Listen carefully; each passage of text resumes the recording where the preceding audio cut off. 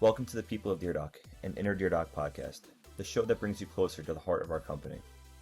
I'm your host, Billy, and each week we'll take you on a journey behind the scenes to meet the incredible individuals who drive our company's success.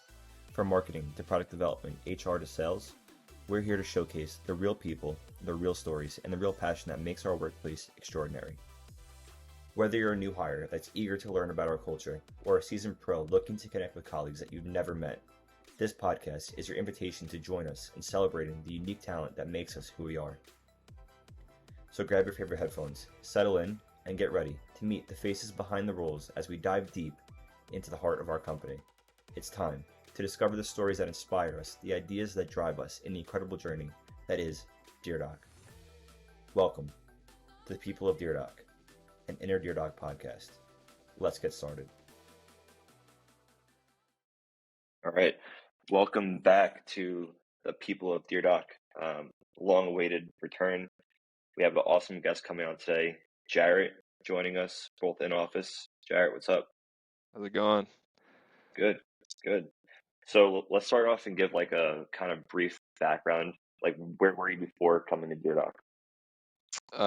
So I graduated from University of Virginia last year.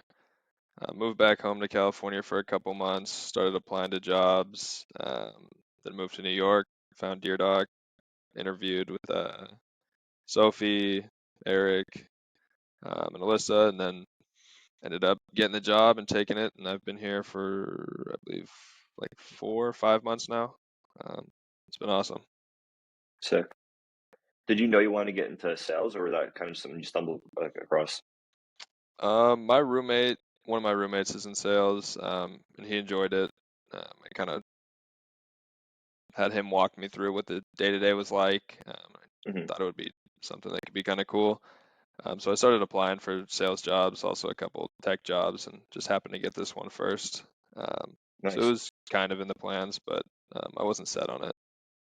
Cool. And what did you go to school for?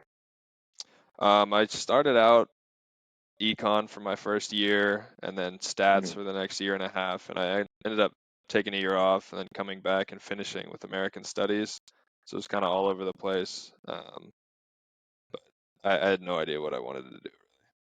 Yeah, and now you're doing absolutely crushing it. Yeah, I think it's crazy. Like, you coming in, like seeing the numbers you put up from like your first month, like in training, and then like graduating training, you've been crushing your number like every single month. What do you think are some things that like helped you kind of like really push the pace? For me, it was honestly coming into the office, even on like the work from home days. I worked from home like one time in the first month, and I didn't get anything done. I know a lot of people can. I know he kills it when he works from home, but Yeah, for me, I'm just in my room, and I feel like I need to keep work and my personal life separate. I can't get anything done while I'm in my room just making calls. So coming into the office, yeah, holding yourself accountable, and it's a performance-based job. So if you don't perform, you're not going to get paid. That's a big motivator for me, honestly. yeah. That's huge. I think it's so hard to like differentiate. Like me personally, it's like in my room, it's like it's where I sleep, watch TV, do everything else. It's hard to like get like focused. You know what I mean? Yeah, it's the same way for me, definitely. Yeah, totally feel that. Cool. And then you're on Shane's team. What's that been like? Shane's great. Did a great job in training. It was really easy to hit the ground running the first week of actually being on the phones. But yeah, no, he's been great. We have our one-on-one every week. If we need anything, just raise it as an issue and we get it done like that. If you never need to do like a call listening or like have him sit in on your calls, he's always down to do that. So he's been great. Cool. And then what do you think is one thing that maybe in the like your first week on the phones, like, or first week in your position wasn't that clear to you that like you really like see yourself like come from, like something that you learned in the past like 4 or 5 months of being here? Honestly, well, I mean, I guess I didn't really have access to it the first couple months, but out of training, just finding like the right list to be calling on a certain day. Like obviously, if it's Friday, you want to call more mobiles. During the week, maybe try offices. Those are they have a higher chance of holding, and you have more time. People aren't going to pick up their cells as much like during the week. So I'm just finding what list is like the right one to call, and um, just trying to get to 6 meetings a day by any means necessary, honestly. Yeah, for sure. And do you have any like advice you give anyone that wants to become like an SDR or even like schedule more meetings? Um, Honestly, you gotta like find a plan and stick to it. I know if you're like going like 30 minutes, 45 minutes without scheduling a meeting, it can get kind of discouraging, and you just start bouncing between a bunch of lists, like making 10 dials on each one. Hmm. You got to commit to like a certain plan, and then um, I know a lot of people like breaking it up, like breaking the day up into like 2 hour sections. That works pretty well. But just have a plan, stick to it. Don't get frustrated if you're not where you want to be. But if you stick to it, you should be able to hit your numbers. Sure. Sweet. Now this is like one of my favorite parts is like kind of getting outside of work and like kind of learning more about everyone that does work here and like what makes our culture so good. What are some things that you like to do outside of coming into the office every single day? Yeah. Normally I like to play a lot of basketball. That's been kind of hard in the city. It's been freezing. Hmm. Starting to warm up though. I've hooped a couple times in the past couple weeks, but I definitely want to get more consistent with that. Nice. Um, like going to the gym, lifting weights, just staying healthy, and then on the weekends, hanging out with the boys. We have a nice little like deck in our apartment, so we usually have people over on the weekend and just hang out. Hopefully, you can start enjoying the nice weather, get a little For tan maybe. sure. Yeah. Summertime in New York City is the absolute best. Yeah, it's been nice. I just got an AC unit last week, so can You're finally gonna enjoy need it. that for sure. Yeah, definitely. What's your favorite bar in the city? That's a good question, honestly. I'd say we frequent Blue and Gold the most just because it's like a super cheap dive bar in the East Village. It's like 5 minutes from our apartment. Um, but I mean, yeah, I'll just go with that one as my favorite. It's super cheap. So Are you in East Village or yeah, I'm over on 9th Street, right next to Tompkins Park. nice little easy commute to the city, like to work? Yeah, it's like a 15-minute walk to the subway and like a 10-minute train right here. So 25 minutes, yeah. Dope. Awesome. And did you play basketball like in school? I practiced with the team my first year, and then the next 3 years I played club. So kind of stayed involved all throughout college, but not too serious.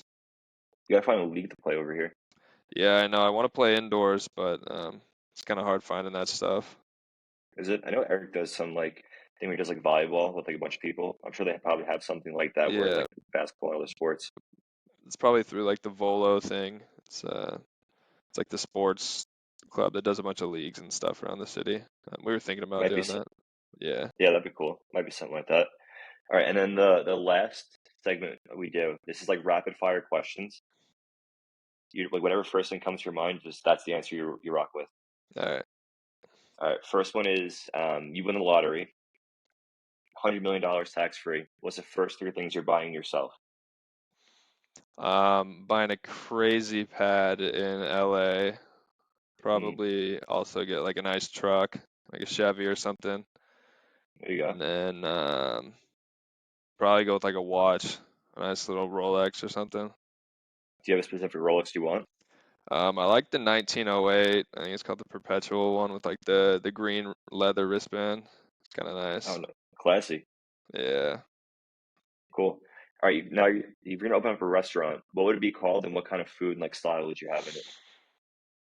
It'd probably be called Pops, and it would have just a bunch of barbecue, like tri-tip, smoked ribs. Um, Mm, Probably get some burgers going, like pulled pork, just a bunch of probably barbecue food. sounds fire, honestly. You should do that. That's the side Yeah, project. maybe after I'm an SDR, I'll switch over Yeah, to being a once chef. all the commission checks start rolling in, Uh, open up Pops.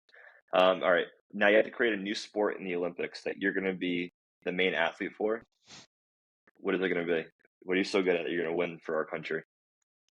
Sports, man. Um, Probably it'd have to be something close to basketball, but maybe take away like the height aspect. Okay. So maybe like short or low rim basketball, like 7 foot rims. I How think tall is an actual like rim right now?